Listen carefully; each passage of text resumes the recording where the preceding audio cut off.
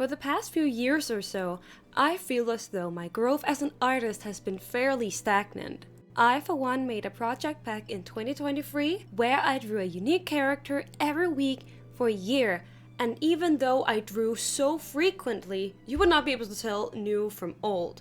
This pattern has continued onward, and as a person who really wants to make art my bread and butter, I need to take this serious and improve. That is when I found the 30-day art improvement challenge, made by a PencilCat on Tumblr, but popularized by a Ginja Ninja here on YouTube. The idea is pretty straightforward.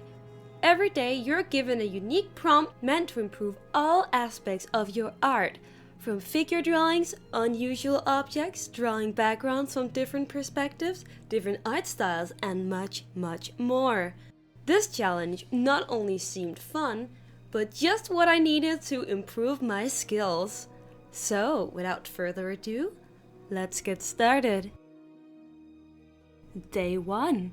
Self-portrait. Introduce yourself.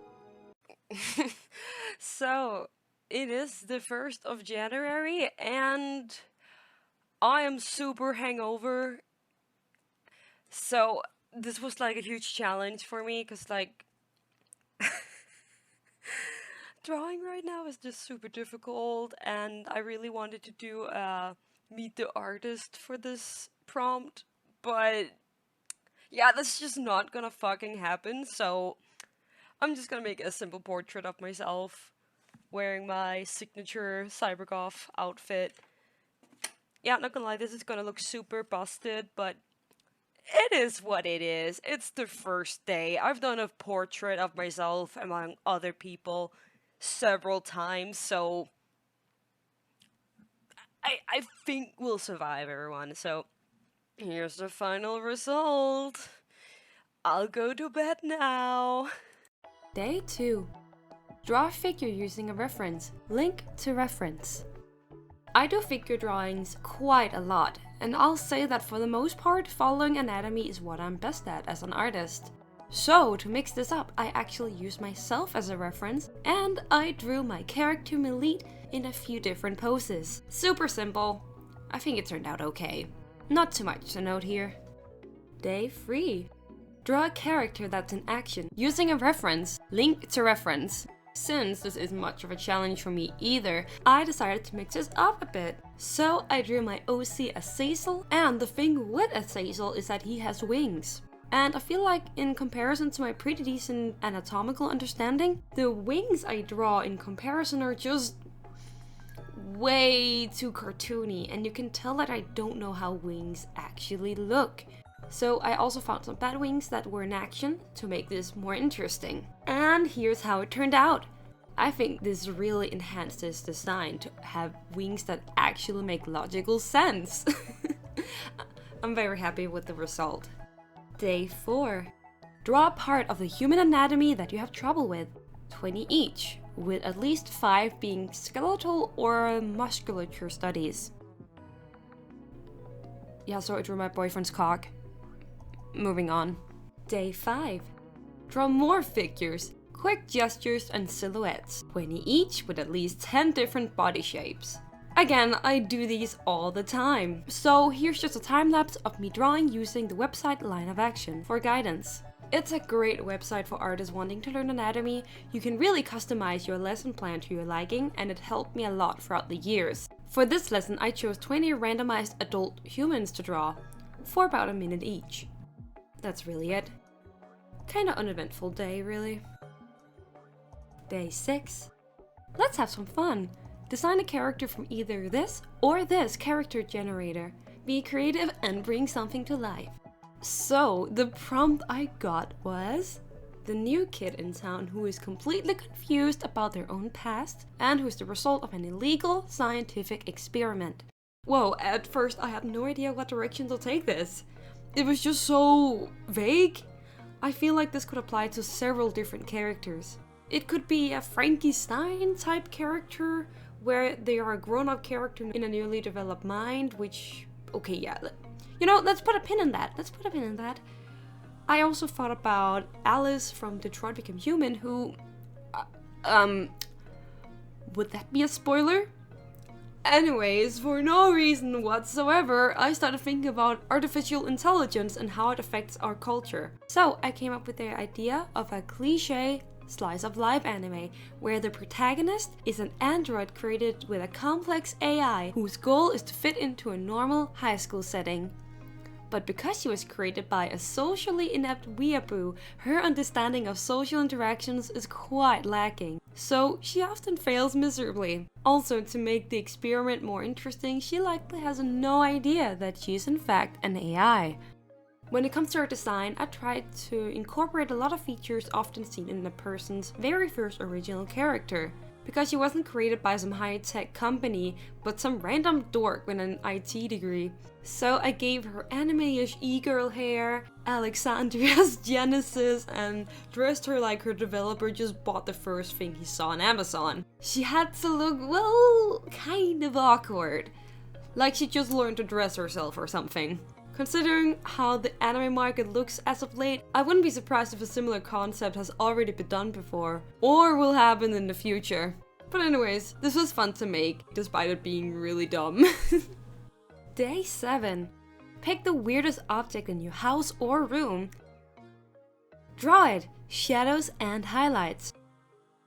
At first, I didn't think I had anything too weird in my house, but then I remembered that my sweet boyfriend used to work at a nightclub and he would bring weird things home after a shift.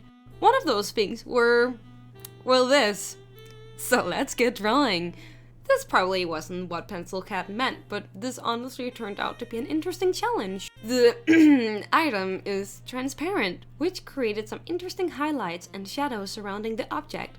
How I did is definitely up for debate, because I feel like I have yet to understand how to properly color pick from real life. But what better way to learn than to draw a big fat... Here's the final result. Truly a wonderful learning experience. Day 8.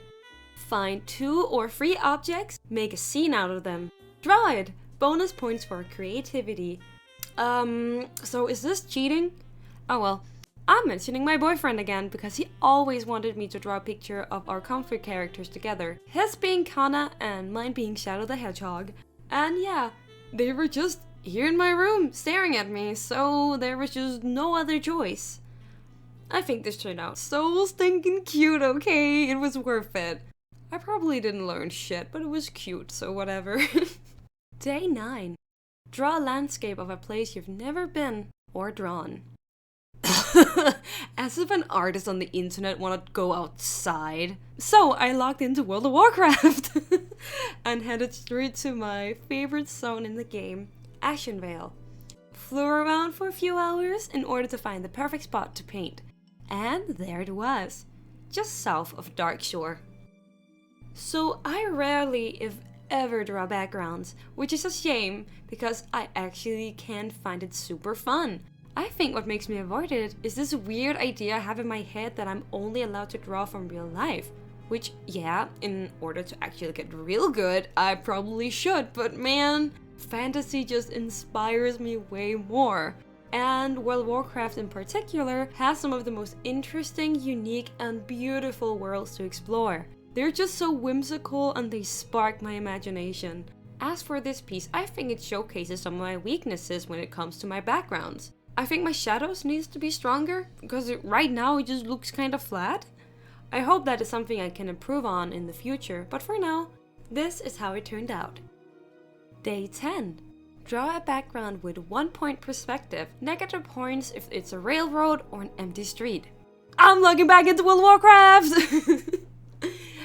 And since I'm already in Ashenvale, let's head up north to yet another Elven zone. And as I teleport myself to Tendrasil, I spawn in what is literally the perfect spot. With a great center, lots of different elements, and a statue in the middle. It couldn't be any better. Now, I've tried really hard to make up for the issues in my Ashenvale painting. So I really tried to focus on the perspective and distance of everything. And I think what helped a lot was also the variety in color. It made it easier to make each part of the area feel distinct, but also forced me to really consider my color values. And after working on it all day, this is how it turned out. I am honestly so happy with how it turned out. It's not only a huge improvement from day 9, but it's also an art piece I'm genuinely proud of. Is it embarrassing to say that this might be some of my best work? All the background illustrators are probably cringing at me right now. Oh well, I think it's good. Day 11. Draw a background with 2-point perspective. I was hyped. After how good day 10 turned out, today was gonna be even better. I once again log into World of Warcraft and head straight to everyone's favorite spot, Goldshire. Now, here's where I get a little personal. The reason why I picked this spot in particular is because I wanted to make something extra special. You see, I play World of Warcraft with some friends, and we have had some established characters for a few years now, and I just love them oh so much. I've drawn them before, but never made a full illustration of them all together. And today was that day, and I finished this on day 26. I failed. So, not sure what happened. I don't know if it was painting so many backgrounds in a row that broke me, or if it was the addition of 6 characters that took me out. Either way, after spending all day working on it and being unable to finish it, along with seeing that the next challenge was yet another background, yeah, I couldn't do it. So, this is where it ends for me. There are many reasons why I decided to quit this challenge. For one, I had so many other projects planned for this whole YouTube thing, and it would have been impossible to get started if I had to do all these huge projects every single day. I naturally planned on making content out of this challenge as well, but it literally took up all my time.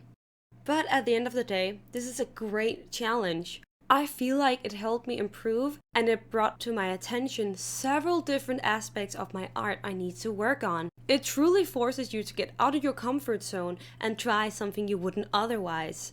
I'm happy I started the year out by doing this because it really forced me to get started and make an effort. And you know what? Though it goes against the challenge, I think I want to continue to do the different prompts, simply for the sake of learning. And I think there's something so fitting about the painting I ended at, and the last prompt of the challenge, that I'm going to make that my goal. A New Year's resolution even.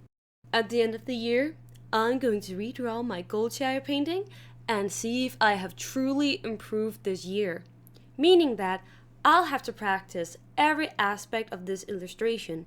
Perspective, backgrounds, lighting, having several different characters in one scene. I want to get better in art. I need to get better at art.